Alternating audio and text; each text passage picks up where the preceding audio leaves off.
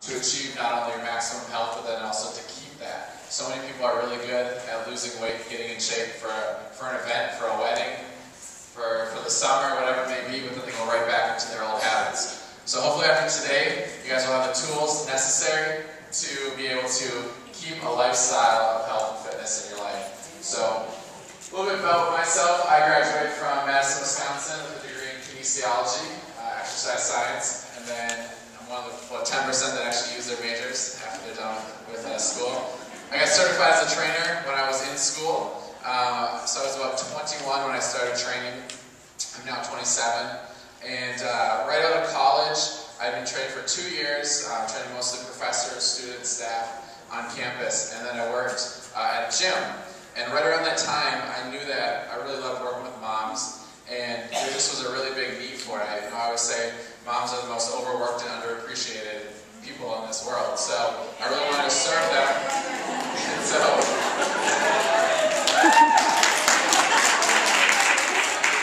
And so I also, looked at the model of personal training, and while it was great in many ways, there's a lot of issues with it. Most people did not have $500 to $1,000 a month to hire a good trainer. Most people like to be social, right? You guys are all social.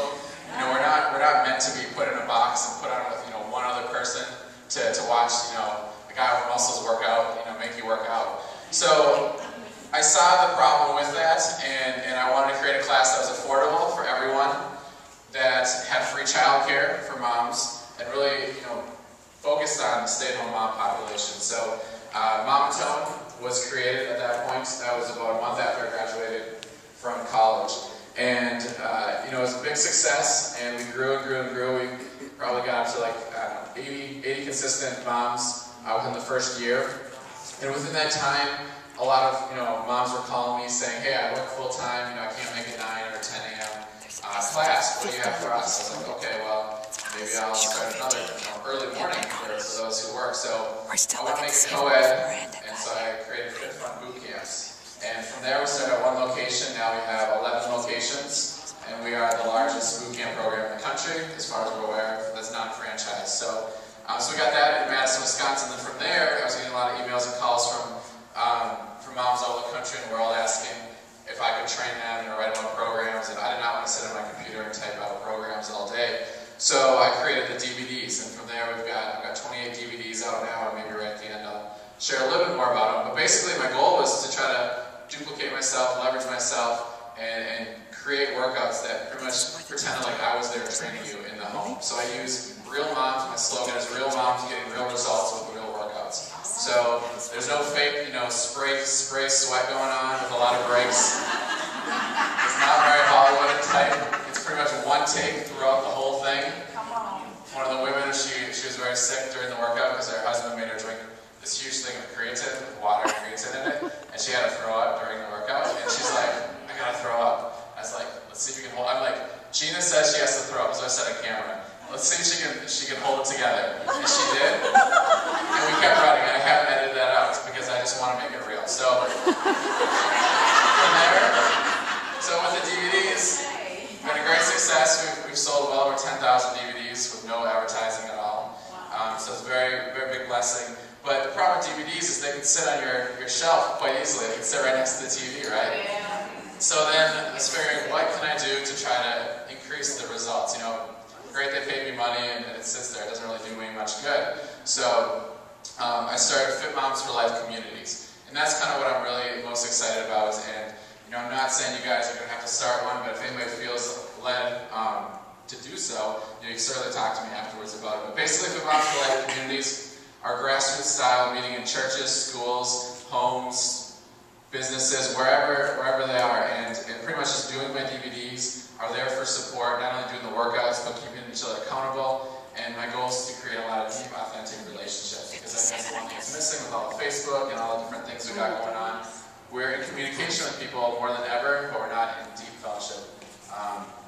Probably less than any other time in history. So that's really my goal with Fit Moms for Life, is to create communities all over the country and world. And my goal is to reach 1 million moms by the end of 2015. So currently I have about 5,000 moms that I'm working with, so I'm a little ways away, but if it keeps going exponentially, we'll get there. So if anybody feels led to learn more about that, feel free to talk to me afterwards about it. So before I get into today's talk, I know many of you have already talked to me and said you're already on my fitness newsletter, but if you guys do want to receive my emails, just really good fitness information, I'm going to pass around this.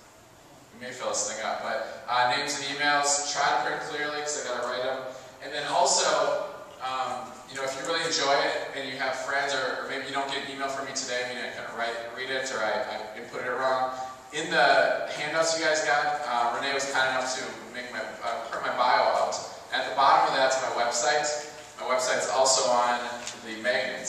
And you guys can go to that or have your friends go to that. There's a place to put your name and email. You guys can get signed up that way through the newsletter too. So, alright, you guys ready to get started? Yeah. Alright, let's quick open with a word of prayer. Dear Lord, thank you for allowing me to come here today.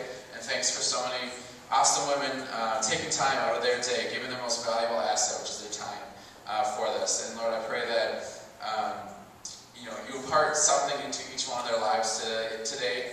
You educate them, motivate them, inspire them to be healthier, to be fitter, to be a better example to their family, friends, and to be ultimately take care of the body that you graciously have given each of us. So, Lord, give me the words to speak, and I pray, Lord, that we learn a lot, but we also have a lot of fun because life is meant to be fun. So, and all these things, just saying amen.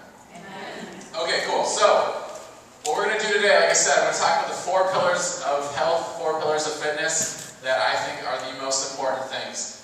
The 4 that I'm talking about are mindset, environment, nutrition, and exercise, okay? So a lot of people try to do one of them, maybe 2 of them, but they usually fail long term. So I'm going to touch on all these today. Like I said, it's only going to be about a 35 more minute talk, so I'm going to talk fast. We're going to have a little bit of discussion group too.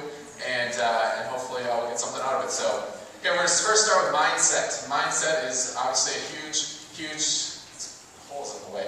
Keep walking around. So mindset's a huge thing when it comes to success. So many people have negative mindsets towards food or healthy foods or exercise, or maybe in the past they've failed a lot. And when they hear another exercise program come along or a new eating plan, they're very skeptical.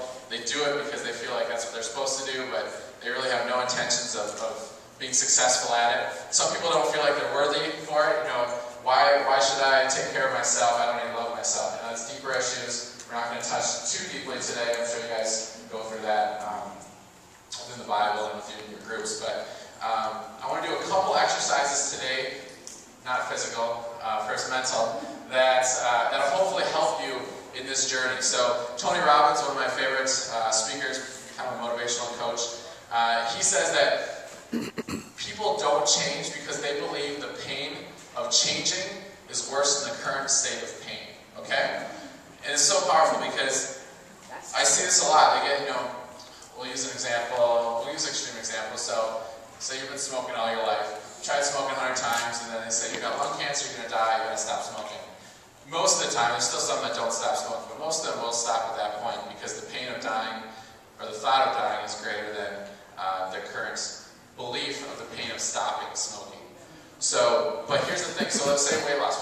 Weight loss is an easy thing to talk about because everyone can grasp it. But when I say weight loss, I don't necessarily mean just fat coming off. I mean overall health, energy, fitness levels. You can be skinny, you can be really out of shape too. So there's a lot of different ways to do it. But if I say weight loss, just figure it's just overall health and fitness. So someone, they're overweight, they're feeling bad, they have low energy. And then they decide to change something. So maybe they start exercising, maybe they start eating well, and then they start to feel good. And people are complimenting them, and they're feeling good about themselves.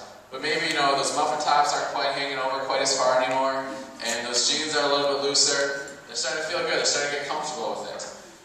Here's what I see so many times: it happens at about 3 to 6 months. They become comfortable with where they're at, and the pain is no longer there. And then they go right back to where they started. And it's just a cycle. It's a yo-yo cycle. So what we need to do is create enough leverage, create enough pain currently to help us want to change long term. So I'm going to try to do that today. There's a lot of different techniques we can use, so we're going to just use one of them right now. So what I want you guys to do is close your eyes, and we're going to do a little visualization technique here. So I want you to make